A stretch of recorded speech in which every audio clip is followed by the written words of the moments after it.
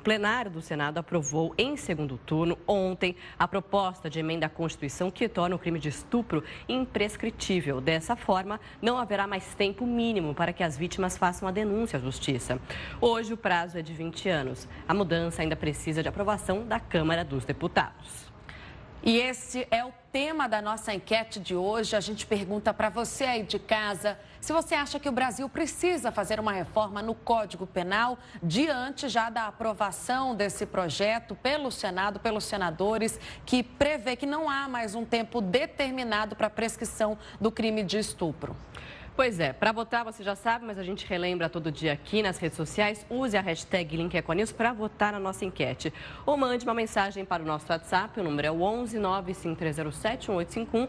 Coloque ali o seu nome, a cidade, o estado de onde você está falando. A gente continua falando sobre esse assunto. Enquanto isso, você vai mandando a sua participação para a gente. Isso, a gente continua falando agora com a participação. A gente vai convidar agora para conversar com a gente por Skype a advogada criminalista Lília Frankenthal. Ela já esteve aqui outras vezes. Você me ouve bem, Lília? Tudo bom com você? Sim, tudo bem. Lília, o assunto de hoje, então, é esse projeto do senador Jorge Viana, que agora segue para o plenário da Câmara dos Deputados. Existe hoje o prazo de 20 anos para fazer a denúncia em casos de estupro. E aí foi feita essa alteração, né, na lei. A gente quer saber, Lilian, o que você acha, o que representa essa mudança, já que a gente noticia até a imprensa mesmo alguns casos de pessoas que são violentadas na infância e que só têm coragem de denunciar o caso já na fase adulta. Às vezes esses crimes até já prescreveram com a lei do jeito que ela é hoje.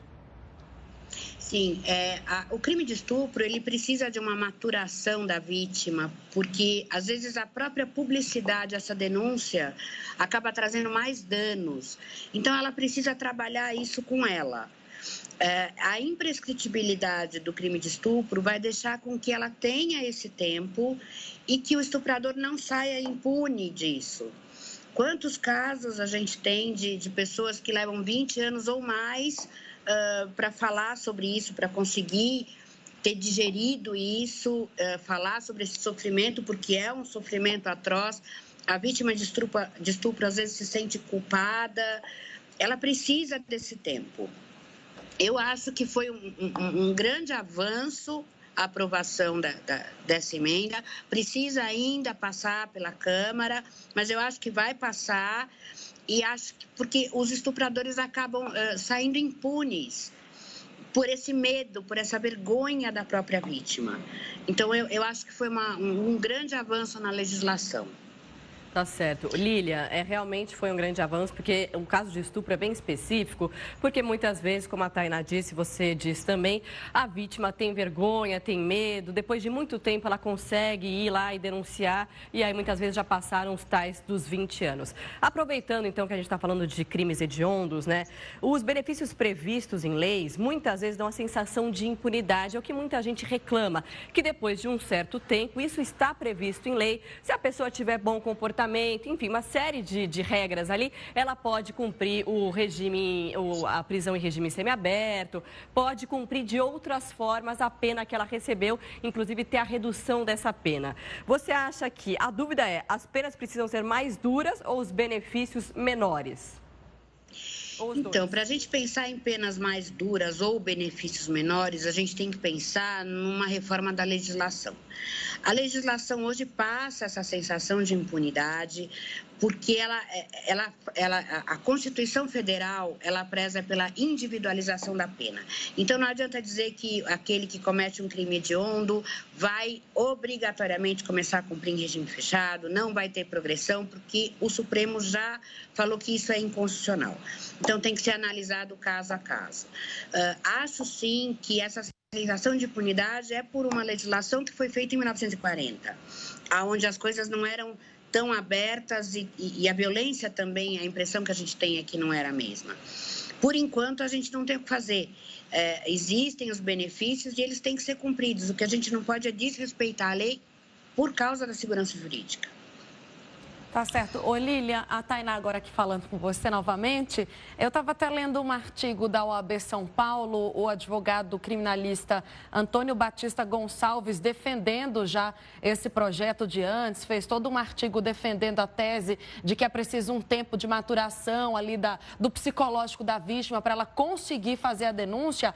Agora ele fazendo um alerta também para quando a vítima vai fazer a denúncia, a forma com que ela é atendida, a pessoa que atende a vítima. Geralmente são homens numa delegacia atendendo mulheres. As perguntas que são feitas às vezes não são muito adequadas. Não seria o caso, Lília, de incluir também aí nessa lei, de repente fazer uma alteração no código para colocar pessoas especializadas para esse tipo de atendimento?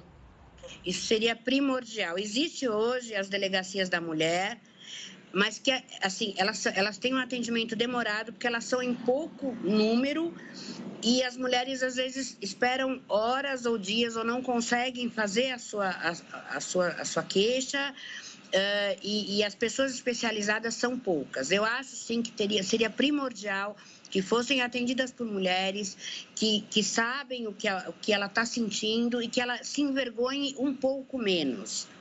Né? Aquela coisa de, mas o homem olha, a mulher chega na delegacia para falar que foi estuprada e ela chega de mini saia e decote e ele olha, a cultura brasileira é isso, né? Mas então, por que você saiu assim na rua à noite, sozinha? Esse tipo de pergunta existe, esse tipo de julgamento existe. Então, acho que seria primordial a capacitação das pessoas que vão atender essas mulheres. Seja na hora que a coisa aconteceu, seja 20 anos depois. Elas têm que ser atendidas e o estuprador tem que ser punido. Eles contam com esse lapso de tempo, com essa vergonha da vítima e com a falta de capacitação das pessoas para atendê-la, para sair impunes.